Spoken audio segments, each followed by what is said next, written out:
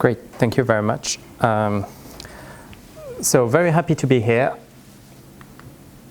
So normally I start by trying to convince people that HPC is great. I don't think I have to do that here. The reason I left it in is I'm going to talk about the carbon footprint of it, but it's not to say, oh, HPC shouldn't happen. Full disclosure, my background is in biomedical data science, so I train, model on imaging and genetic data all the time, so I'm very much guilty on anything I'll be pointing at.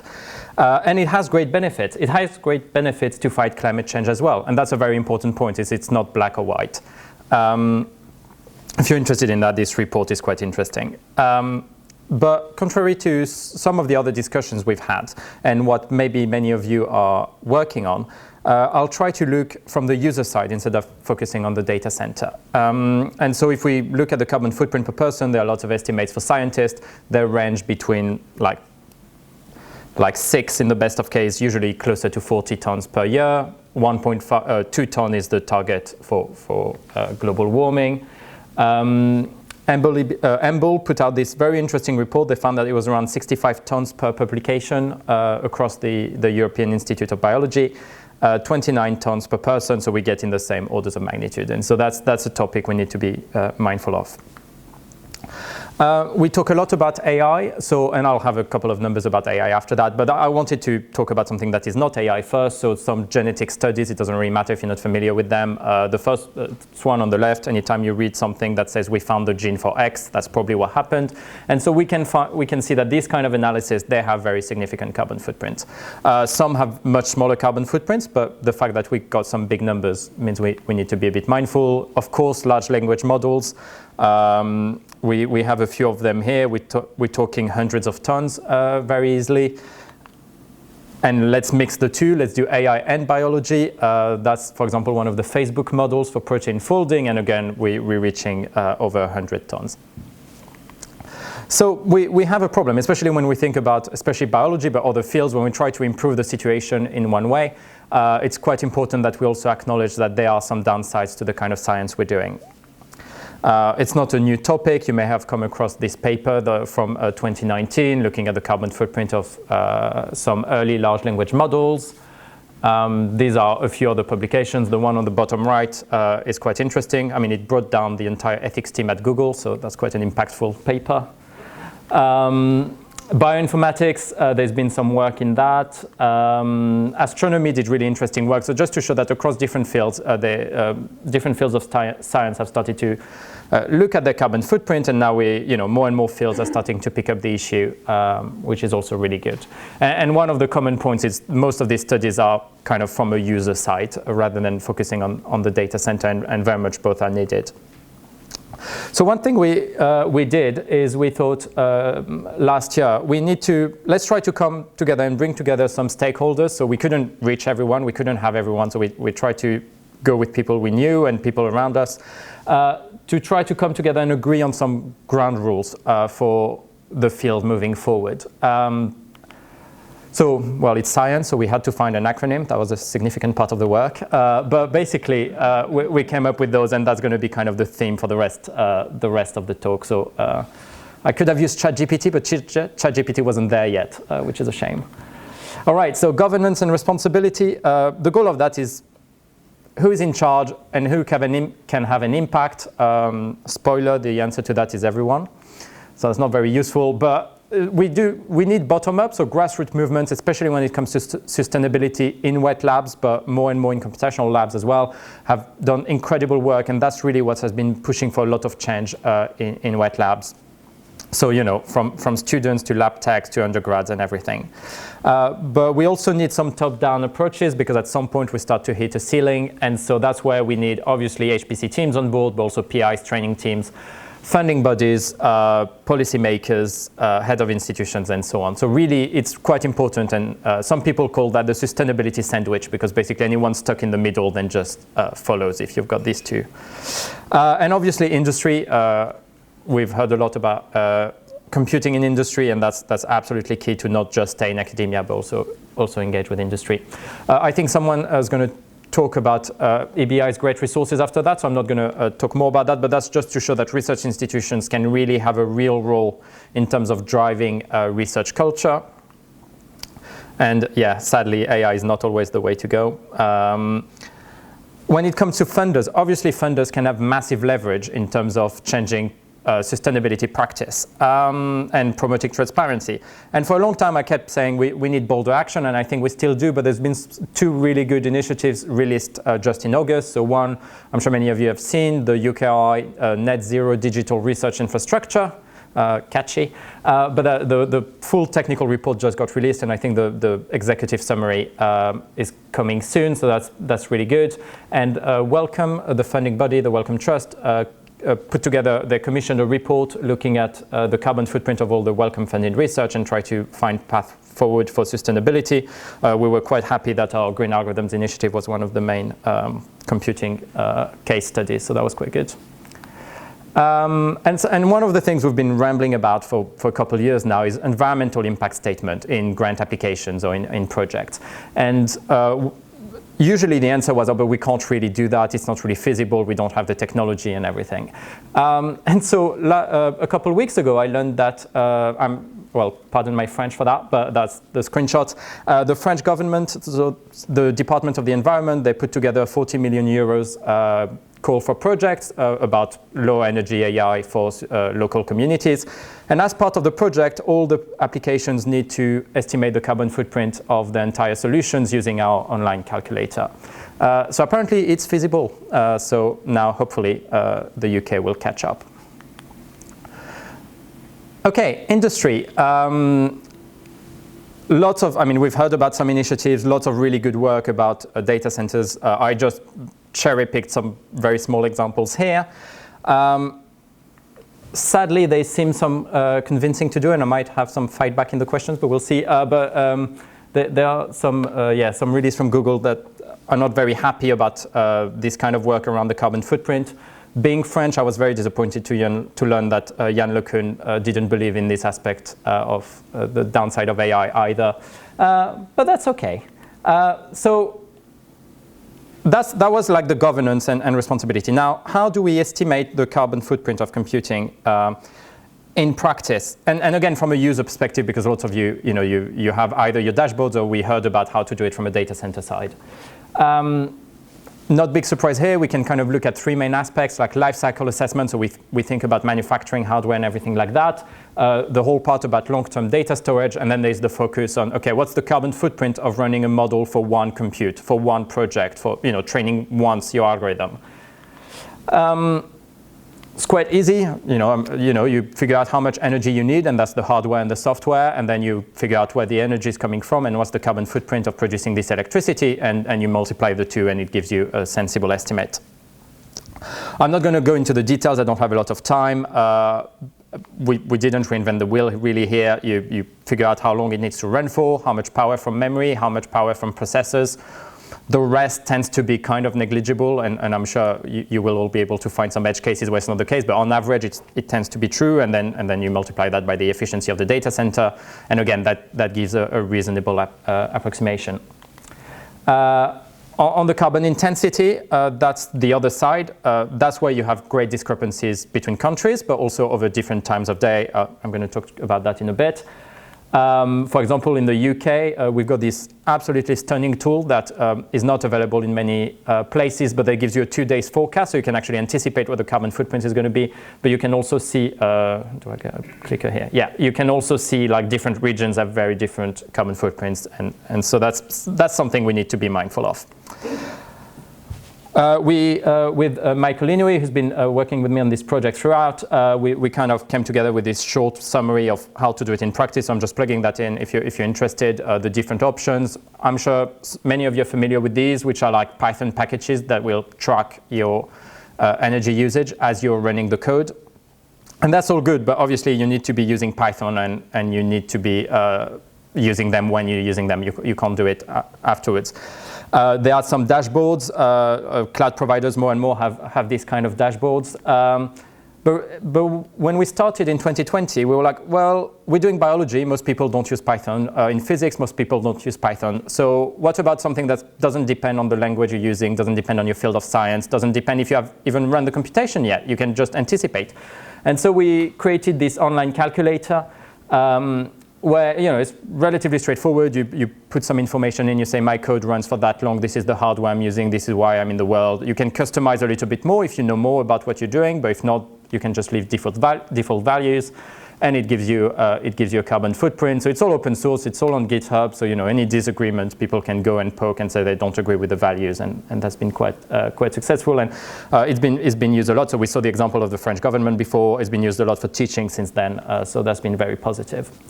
Now the next thing is the calculator is great, but if you use it, if you have 100 jobs with different parameters, it becomes slightly less fun to put it in an online calculator. And because we're using Slurm as a workload manager in Cambridge, I thought, well, everything gets logged. What about I pull all the logs and then I calculate carbon footprints? And I'm sure there are like similar initiatives on server side, but that was like, from a user side, I could try to do that.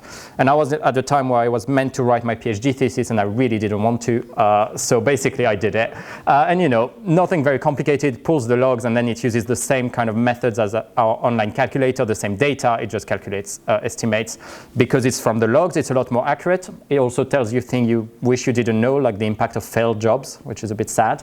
But yeah, again, all on GitHub, and happy to discuss that more. And now the next step is to say, okay, well, what about we put an extra layer on that, and we create some kind of, well, a dashboard where you can aggregate statistics by department, by institutions, breakdown by users, make it slightly prettier than using the HPC facilities, being a reporting tools, and some of you might recognize the design of that, but we've been collaborating with other people who've been doing it before, and so that's kind of the first call on this, which is we're in the final stage of putting it together as a layer on the Slurm tool. So if you have such a dashboard, let's have a chat, because the point is not to reinvent the wheel. So anything people have went through is really interesting to build on. But also if you have a Slurm cluster and you'd like to try out, we're kind of trying to pilot it in different places. So let's have a chat, and that would be really interesting to do it. Again, the point is to make the whole thing open source anyway. I'll get the next question will be, does that work? And very kindly, Google, when they were trying to prove that we were all bonkers overinflating the problem, they benchmarked us, which was really kind of them. So the ratio needs to be close to 1. So the closer to 1, the better in terms of accuracy. So they plugged power meters to the data center. And I was amazed. I'm like, for an online calculator that's supposed to be, I was completely fine to be kind of 50% off, 100% off. It was an order of magnitude. But actually, for GPU pipelines, we're incredibly close, like within like 10% accuracy. I'm very happy with this kind of metric. So it means the method works as a way to estimate carbon footprint. It's relatively accurate. Now, of course, the whole point of this chart that I should have pointed at, which is like, look at that, is completely crazy. The estimates are bonkers. Now, if we look, you will notice that the estimates are really bad for these TPUs. So you'll know TPUs are the AI dedicated GPUs that are only available on Google machines.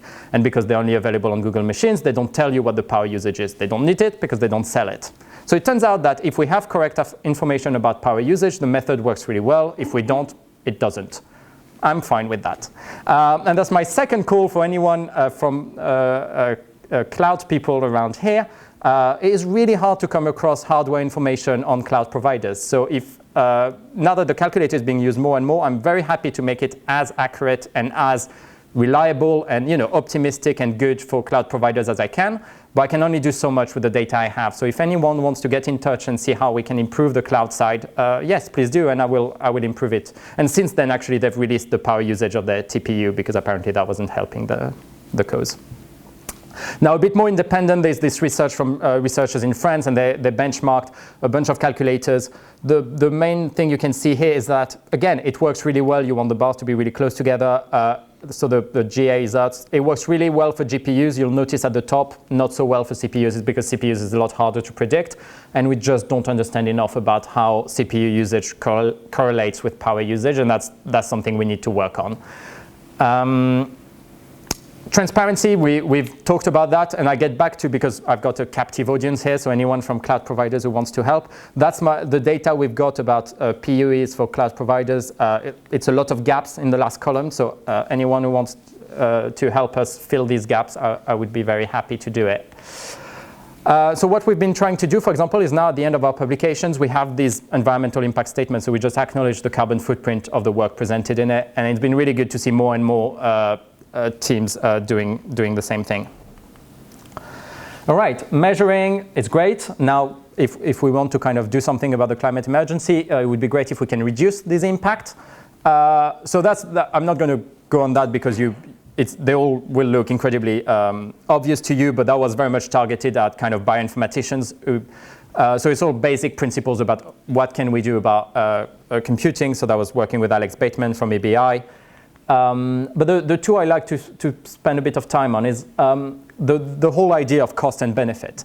And I quite like the way this was put in this report, which was to say it needs to be energy proportionate. We need to have a reasonable assumption before starting a project that whatever the expected benefits, and these are hard to quantify, but they are hard to quantify for a grant application as well, but we do it, can be expected to outweigh their own impact. And just being able to do that and have this conversation, I think, is a massive first step. And cost benefit gets even more complicated when we remember that it's very asymmetrical, and actually the population who will suffer the most from the cost of climate change are also going to benefit the least from the latest development of Amazon Alexa or Apple Siri. So just, again, no big solutions here, just things to keep in mind. Collaborations, I mean, we heard about the York Viking 2 being moved to Sweden. So these kind of international collaborations can be very promising. We need to be mindful about the impact of that on low and middle income country. We can't just be saying like, oh, you have high carbon in your country, don't worry, we're going to take your data and your compute and we're going to handle it for you. That could go terribly wrong, as you can imagine. Smart scheduling, just picking a better day. Again, nothing new here. I just wanted to point at the last collaboration workshop by the Software Sustainability Institute. It was like a bit of a hackathon day, and so we decided, oh, let's try to put something together. So we called it CAT, again, acronym. I think this one was found by ChatGPT actually, and that's just something that uses the forecast CI, and you say my job's going to run for that long. When is the best time? And it finds you the best window in the next 48 hours. Yeah, if you're interested in that, we've got some kind of a brainstorming scoping workshop. Many of you may have been invited to that already. And yeah, if you're not, just get in touch and we can talk about that. I just wanted to put a quick plug for net zero and offsetting, because obviously a lot of the net zero claims are relying on offsetting, which, I mean, roughly doesn't work. There's this a slightly depressing study. Vera is one of the major offsetting credit providers. They provide things like Disney, Shell, Gucci. And this team of researchers and academics, they look at satellite imaging to say, okay, well, all these trees that were meant to be protected by this money, was it? Turns out about 90% of the credits sold at absolutely no benefit for the environment. So that was slightly depressing. The need of education, but I'm sure I don't need to convince any of you that better coding practices. And so it's been good to see, so with Emble EBI, we put together a webinar, and lots of the doctoral training programs in Cambridge and elsewhere, we started to include like a course about sustainable computing, which has been really good. And cultural change. Well, the reason we need cultural change is because it's all great to make everything more efficient, but if you make something 10 times more efficient and the only result is everyone using it 100 times more, I mean, it's great for innovation, it's great for discovery, it's slightly less good for the environment if your point was to reduce energy usage. We can call that Jevons paradox if we want, but that's why we also need, with the technical side, we can't only rely on the technical side, we need to also build on cultural change and change how we think about computing. And part of that is building a community. So one event that might be of interest is this event up here. It's basically a workshop one day in London. I think registration is still open for a week until next week. And basically, there's a focus on health and life sciences because it's the first year we're doing it. So we said, well, we may as well start somewhere. But people interested in all fields. And the idea is just to bring together people who are interested in that aspect. And I finally came around to something I was asked for a long time, which is, okay, people who are interested, I know because you're working on HPC, you probably have a lot of these forums, but for example, bioinformaticians who are like biologists by training and not very involved with high performance computing, they didn't really have a place where they could talk about sustainable computing because most of the communities that exist are, again, more on the HPC hardware side or kind of facility side. And so I decided to start small because I couldn't really find a name I was happy with or a platform. So I decided, well, let's start with a mailing list. And at least, so if you're interested at all, you can just scan that, or on our website, there's a link. But basically, it's just a Google form. You can put your email. share your thoughts about a platform. There are a few choices if you want. And then there won't be lots of spam, but as this develops, I will get in touch. Sorry if anyone was. I've put it again on the last slide, so I'll leave it during the questions. Okay, just a few things, but nothing new. We can't, technology will help, and all the great developments about sustainability we've heard about will definitely help. They can't help alone. And yeah, obviously open science, but I think we'll hear about it from the EBI resources, but open science has a critical role to play. That's it, I think, roughly on time. And so we have everything on our website. Well, now there's an added blue box at the top which lists the Google form if you want to, since about 10 minutes ago. And yeah, everything is on the website. I will end by thanking about 1 million different collaborators and funding bodies and everyone who's been supporting that for the past 3 years. If you want to get in touch, again, it should be fairly easy to find, just green algorithms, and it pops on Google. And yeah, just feel free to email me with any questions, and happy to take questions, and I'll leave that on for anyone who missed it before.